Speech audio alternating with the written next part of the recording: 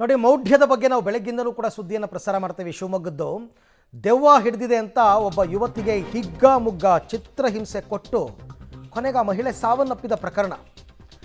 ದೆವ್ವ ಬಿಡಿಸೋ ನೆಪದಲ್ಲಿ ಚಿತ್ರಹಿಂಸೆ ಕೊಟ್ಟಿದ್ದ ಆಶಾ ಎಂಬಾಕೆಯನ್ನು ಬಂಧಿಸಿದ್ದಾರೆ. ಮನಸ್ಸೋ ಇಚ್ಛೆ ಥಳಿಸಿದ್ದ ಮಹಿಳೆಯ ವಿರುದ್ಧ ಕೊಲೆ ಪ್ರಕರಣ ದಾಖಲಾಗಿದೆ. ಚಿತ್ರಹಿಂಸೆ ನೀಡಿದ್ದ ಆಶಾಪತಿ ಸಂತೋಷ್ ಕೂಡ ಬಂಧನವಾಗಿದೆ. ಹೊಳೆಹೊನ್ನೂರು ಠಾಣೆ ಪೊಲೀಸರು ಮೃತ ಮಹಿಳೆ ಪುತ್ರನ ವಿಚಾರಣೆಯನ್ನು ನಡೆಸಿದ್ದಾರೆ. ಶಿವಮೊಗ್ಗದ ಹೊಳೆಹೊನ್ನೂರಿನ ಹಳೆ ಜಂಬರಗಟ್ಟಿಯಲ್ಲಿ ನಡೆದಿತ್ತು ಈ ಘಟನೆ.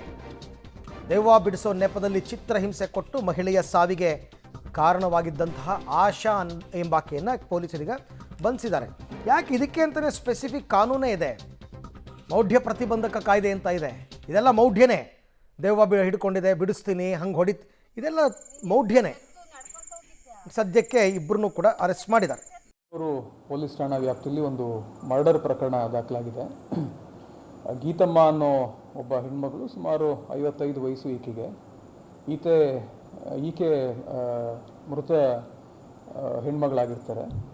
She is the victim. ಏನಾಗಿದೆ, ಈಕೆಗೆ 3 ಜನ ಮಕ್ಕಳಿರ್ತಾರೆ. 2 ಗಂಡು ಮಕ್ಕಳು, 1 ಹೆಣ್ಮಗಳು. ಒಬ್ಬ ಗಂಡು ಮಗ ಈಕೆ ಜೊತೆನೇ ಅಲ್ಲಿ ಜಂಬರಘಟ್ಟ ಅನ್ನೋ ಒಂದು ಹಳ್ಳಿನಲ್ಲಿ ವಾಸವಾಗಿರ್ತಾನೆ.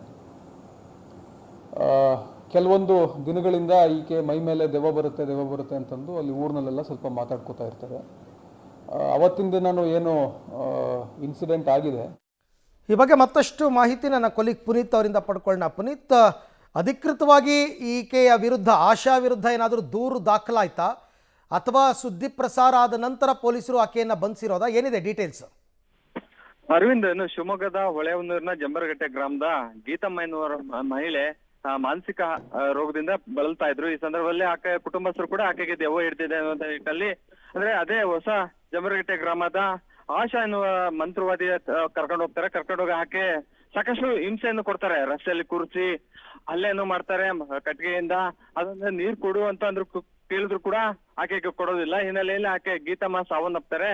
ಹಿನ್ನೆಲೆಯಲ್ಲಿ ಈಗ ಹೊಳೆಹೊನ್ನೂರು ಪೊಲೀಸ್ ಠಾಣೆಯಲ್ಲಿ ಕೂಡ ದೂರು ದಾಖಲಾಗಿದೆ. ಅಂದ್ರೆ ಕುಟುಂಬಸ್ಥರೇ ದೂರನ್ನು ಕೊಟ್ಟಿದ್ದಾರೆ ಅನ್ನುವಂತಹ ಮಾಹಿತಿ ಕೂಡ ಲಭ್ಯ ಆಗ್ತಾ ಇರುವಂತದ್ದು.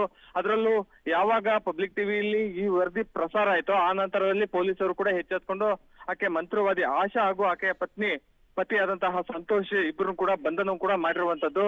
ಒಂದ್ ಕಡೆ ಈ ರೀತಿಯಾದಂತಹ ಮೌಢ್ಯ ಆಚರಣೆ ಮಾಡ್ತಾ ಇರುವಂತ ಹಿನ್ನೆಲೆಯಲ್ಲಿ ಸಾರ್ವಜನಿಕರು ಒಂದು ಮನವಿಯನ್ನು ಕೂಡ ಎಸ್ ಪಿ ಅವರು ಕೂಡ ಮಿಥುನ್ ಅವರು ಕೂಡ ಮಾಡಿರುವಂತದ್ದು. ಈ ರೀತಿಯಾದಂತಹ ಒಂದು ಕೆಲಸವನ್ನು ಕೂಡ ಯಾರು ಕೂಡ ಮಾಡಬೇಡಿ ಅನ್ನುವಂತ ಒಂದು ಮನವಿಯನ್ನು ಕೂಡ ಈಗಾಗಲೇ ಮಾಡ್ಕೊಂಡಿರುವಂತದ್ದು.